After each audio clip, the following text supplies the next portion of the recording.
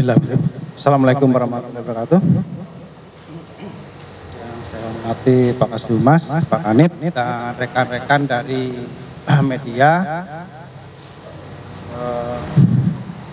Pagi ini kita akan menyampaikan rilis terkait tindak pidana penganiayaan. Dasarnya adalah laporan polisi mode B nomor 1 bulan 1 tahun 2023 DIY Batu Polsek Kasihan. Peristiwa ini terjadi di malam tahun baru dengan pelapor istri korban yaitu saudari Tias atau RN dan korbannya adalah Muhammad Johan atau Panggih. Peristiwa ini diawali dari antara korban dan tersangka ini Indonesia AC itu minum minuman keras sehingga kondisinya dua-duanya agak kurang baik atau mabuk, dan karena peristiwa sesuatu ya ada pemicunya awal dari sebuah kesalahpahaman sehingga karena kondisi sudah mabuk, tidak dapat membedakan lagi mana teman, mana lawan, menyabut senjata cutter dan membabat temannya sendiri secara membabi buta. Jadi diawali dari minuman keras. Nah, seperti itu teman-teman dari media. Luka yang dialami yaitu luka sayat di bagian kepala sebelah kiri ya, sebelah ini teriris cutter seperti ini lukanya. Jadi lukanya dan korban sempat dirawat di RSPKU Gamping. Sempat dirawat, alhamdulillah sekarang korban sudah bisa dimintai keterangan dan sudah kembali ke rumahnya. Sudah. Dan untuk tersangka sudah bisa diamankan di Polsek dan sementara menjalani proses penahanan untuk mempertanggungjawabkan perbuatannya sebagaimana diatur dalam pasal 351 ke 1 dan ke-2. Itu untuk sementara mungkin yang saya sampaikan, dan saya berikan kesempatan dari teman-teman media untuk bertanya baik kepada penyidik ataupun kepada tersangkanya. Monggo, silakan.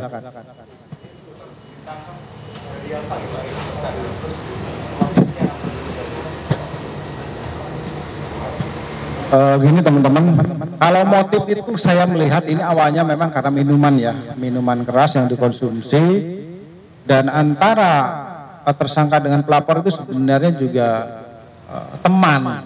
teman merayakan di malam tahun baru, tapi karena mengkonsumsi minuman keras sehingga kondisinya sudah tidak bisa kontrol, tidak bisa membedakan mana lawan mana teman, ya dia membabi buta melakukan mencabut cutter dengan membabat temannya sendiri akhirnya. Itu seperti itu. Motifnya sebenarnya karena awalnya minuman keras, terus karena kondisi yang sudah terkontrol akhirnya terjadi perbuatan seperti itu.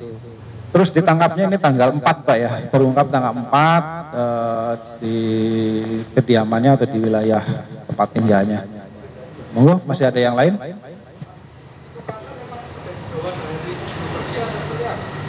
Dari keterangannya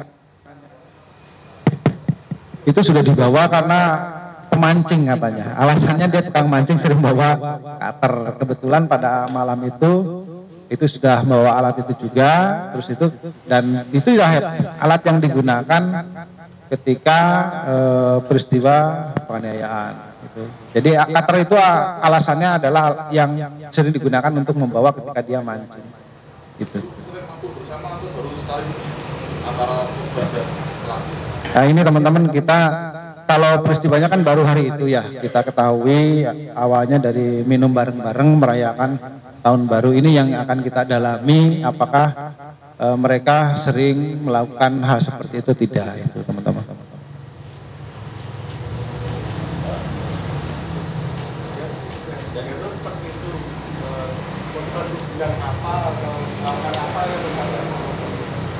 Jadi gini, awalnya itu kan ada sepeda motor yang lewat agak kenceng, dikejar bersama-sama, karena tadi karena posisinya mereka itu sudah terpengaruh minuman beralkohol, ketika dikejar itu tadi dia ada yang seperti memukul, seperti memukul, terus dia mengeluarkan alat tadi senjatanya, membabi buta, membabak, padahal itu temannya sendiri. Gitu. Seperti itu. Jadi awalnya terpicu karena ada kendaraan lewat kenceng, jadi dikejar secara bersama-sama. Dan di situ itu dia merasa ada yang mukul, terus dia ngeluarin alat dan membabi buta, dan ternyata malah kena temannya sendiri. Gitu teman-teman.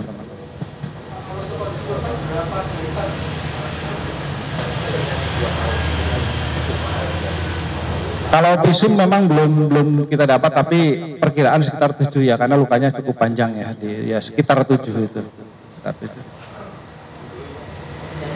Posisi pelaku membonceng itu posisinya tidak naik kendaraan, jadi sama-sama berkumpul, dia jalan, semua jalan, tidak ada yang naik motor, tidak ada.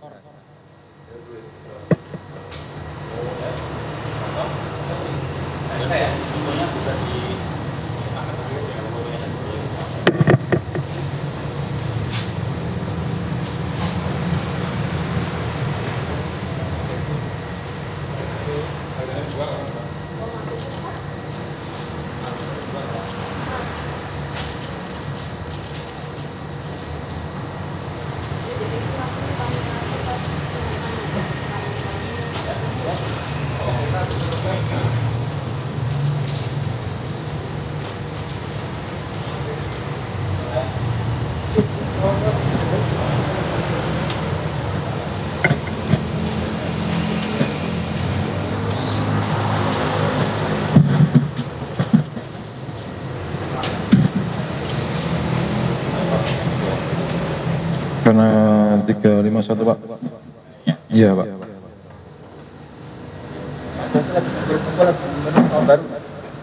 Iya Pak. Ciu Pak. Itu sekitar 7 orang Pak. Yang lain saya nggak kenal. Yang kenal sama anaknya sama yang punya rumah bapaknya. Nggak kenal. Teman kumpul aja Pak.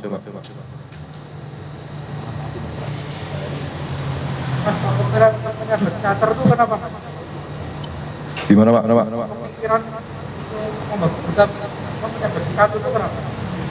Karena saya dipukul duluan Pak. Ya. Itu saya habis mancing Pak.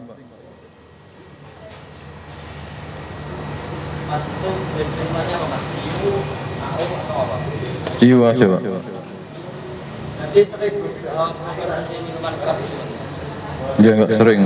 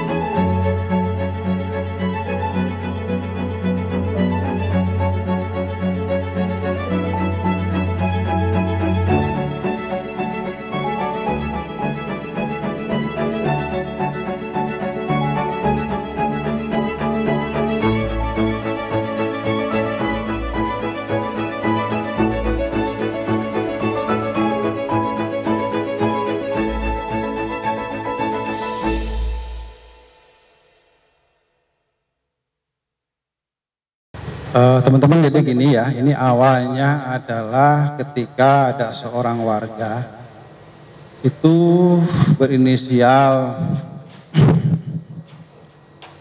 RH itu melaporkan kehilangan barang, di mana awalnya RH itu tidak sadar barangnya hilang, tapi dia melihat email ada foto orang lain yang masuk. Nah, dari situ baru dia menyadari, kok ada email masuk ke emailnya dia, kok foto orang lain.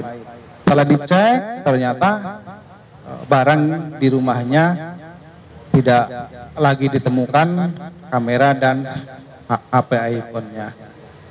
Dari kehilangan itu baru di tanggal 3 Januari RH ini melaporkan kehilangan kamera dan iPhone ke Polsek.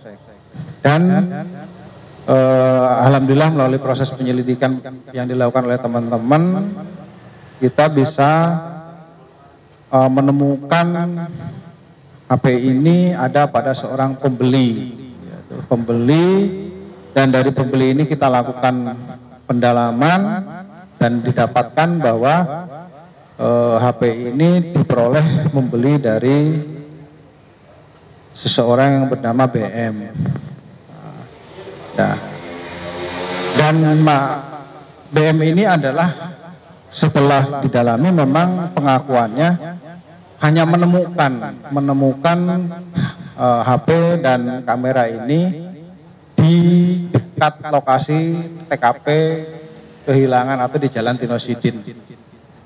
Dari pengakuan dia menemukan dan dia menjual 2 objek yang pengakuan dia temukan tersebut, yaitu ke 2 orang. Yang satu itu ke salah seorang wanita dan satunya lagi ke seseorang di Maguwo. Dan dua-duanya barang ini sudah kita lakukan penyitaan dan kita konfirmasi kepada pemilik barang, sudah dipastikan barang ini adalah milik korban. Jadi HP dan kamera ini adalah milik korban yang sudah dilaporkan secara resmi ke kepolisian.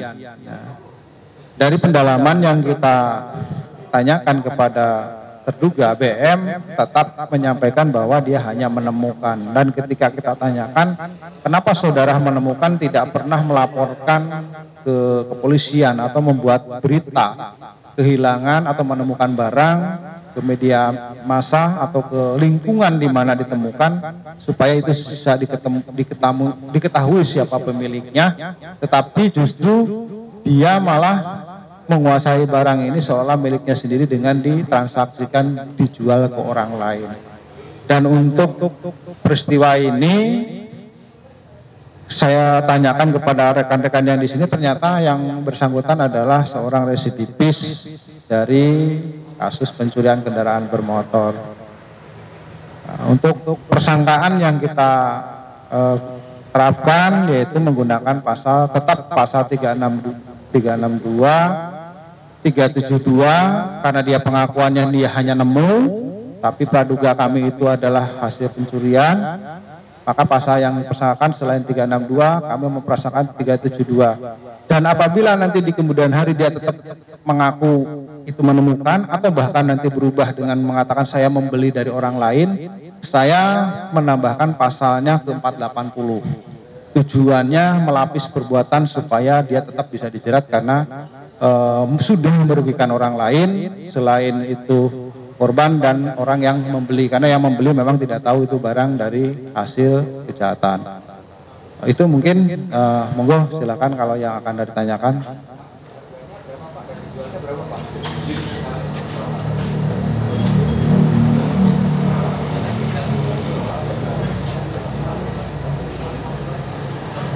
Kalau harga umumnya itu kan sekitar 25 Pak ya untuk 2 orang, tapi dijual oleh DM ke seseorang untuk handphonenya ini 700, yang ini 5 juta.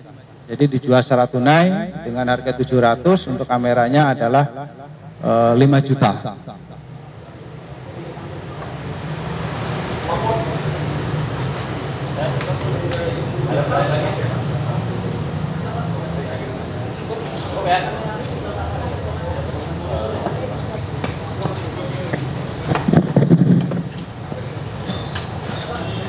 kenapa dibawa ke sini, Pak? Karena saya menemukan sebuah HP dan kamera tidak dikembalikan kepada yang punya, Pak. Nemunya di mana? Di Jalan Tinosidin. Di jalan. Iya, Pak. Letak di jalan. Di ruko, Pak. Di ruko. Iya, Pak. Di dalam ruko atau di luar? Di luar ruko kan rukonya banyak, Pak. Itu ada yang ruko tutup, Pak. Nemunya di lantai atau di lemari? Enggak di apa dekat tangga mau masuk ruko. Di tangga. Iya, Pak. Tergeletak di tangga. Iya. Jual sama teman, Pak. Tempat teman. Kemarin sempat mantau di ICC 4 hari nggak ada yang merasa kehilangan, terus punya keinginan menjual, Pak. Hanya orang-orang sekitar situ. Enggak, Pak, saya cuma apa nggak sempat nanya, Pak. Rukonya nggak ada orang? Tutup, Pak. Oh, ada takutnya. Kan itu memang rukonya ada yang buka 2 toko, Pak. Waktu itu yang sebelahnya pada tutup kan, Pak. Kosong itu, Pak. Oh, ini apa? Udah pernah mencuri motor ya? Iya, Pak, dulu, Pak. Udah tahu nemu motor? Saya diajak teman untuk mencuri, Pak. Nggak nemu motor, nemu motor. Enggak, Pak. Mencuri. Kebutuhan sehari-hari, Pak. Udah, Pak. Misal, Pak. Oh, tadi ya? Enggak, Pak. Mas berarti itu bukan mencuri ya, Mas ya? Saya nemu, Pak. Iya, Pak. Enggak, di ICC memang mantau. Iya, Pak, 4 hari, Pak. Oh, nggak diupload aja, foto terus diupload. Enggak sempat, Pak. Enggak kepikiran, Pak. Iya, Pak. Tapi memang udah niat mau jual. Iya, Pak. Keinginan untuk jual, Pak. Lagi? Apa lagi? Udah, Pak. Udah cukup, Pak. Tambah ada tasnya. Ya. Terima kasih. Bapak.